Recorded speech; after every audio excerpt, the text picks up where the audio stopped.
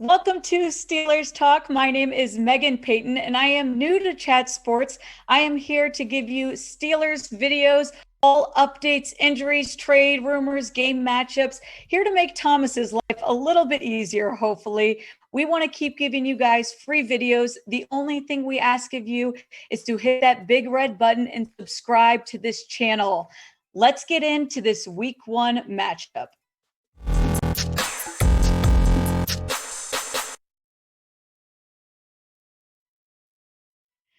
So this is a really interesting, difficult, hard game for the Steelers week 1. The Steelers, as we've mentioned before, are ranked in the top 3 hardest schedules out of all of the NFL. And I got to say, I think this one will be one of their most challenging games. This is in Buffalo. You'll be watching this Sunday, September 12th at 1 p.m. Eastern time.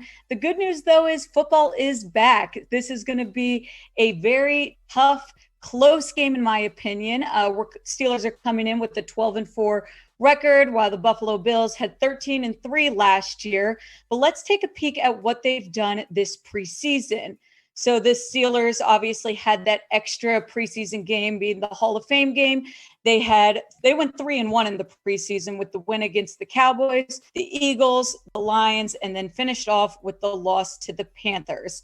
Now the Bills, on the other hand, they won all of their games, winning against the Lions, beating the Bears, and beating the Packers. So not that the preseason really means much. So let's take a peek at what happened last year when these two teams matched up. Unfortunately, the Bills did beat the Steelers 26-15. This again was, as we expected, a close game. I think, to me, the Bills ended up actually losing the turnover battle. They turned the ball over 3 times in this game. Steelers turned it over twice, but I think Josh Allen might have just outplayed this Steelers defense, which is surprising because the Steelers defense is one of the best. Let's get into, though, these week 1 odds and see what you guys are thinking. Right now, the over-under is set at 48.5, which to me, that's a high over-under. I'm going to probably be taking the under on this one. Bills are favorited by 6.5. Again, I think that's a little bit on the strong side for this spread. But let me know in the comments predict the score. What do you guys think? Let me know right now. This is going to be our pinned comment, so we really want to hear what you guys think the score is going to be. So right now, we're going to break down some of the uncertainty going on in Pittsburgh, starting with TJ Watt. You know, Tomlin expects him to be able to play on Sunday, but he did miss some contact drills during this preseason. He didn't go to a lot of he went to the games, but he didn't practice fully, and he didn't play in the preseason. I'm interested to see what's going to happen with this situation. He's currently on his 5th-year option of the rookie deal. I think essentially he just wants this to be finished. I think he's essentially saying that if he doesn't get what he thinks he deserves, there's not going to be a reason for him to play. But what do you guys think? Will TJ Watt's deal get done before Sunday? Type Y for yes or type N for no. And by the way, even if his deal does get finished, will he play on Sunday? That's a separate discussion, but we are hearing Tomlin say that he expects TJ Watt to be good to go for Sunday, but I guess we will have to wait and see. Another area of uncertainty is the O-line. We've talked about it before, but with starting right tackle Zach Banner being placed on IR, it means that we're going to have Okafor pushing from left tackle to right tackle. It means that we're probably going to see Dan Moore Jr., who's a rookie, get the start at left tackle. Now, something interesting to note with this O-line is that we've got 4 new players out here. 2 of them are rookies. So the O-line was an area of concern last season, but it might be an area of concern this season too. We're going to have to kind of wait and see, but I know that it's going to take a little bit of time for the team to mesh, for them to kind of get a better feeling of how these rookies are going to play out. Now, obviously, another area that the Pittsburgh Steelers are going to have to worry about is slowing down Josh Allen. Josh Allen, who had a completion percentage of 69.2% last year, 4,544 yards, 37 touchdowns, and 10 interceptions. Josh Allen, as we know, is a pretty dominant player. Now, the Bills were ranked number 3 in the passing offense last year. The Steelers, though, were ranked 3rd in pass defense in 2020. So will they be able to hold Josh Allen this year? Last year, the Steelers held Allen to 238 yards and a 77.1 quarterback rating when they met, like I said, last season. So again, this is when you're playing against Josh Allen in an offense like this, you need to have a good defense. So thankfully the Steelers do, but I think it'll be a challenge.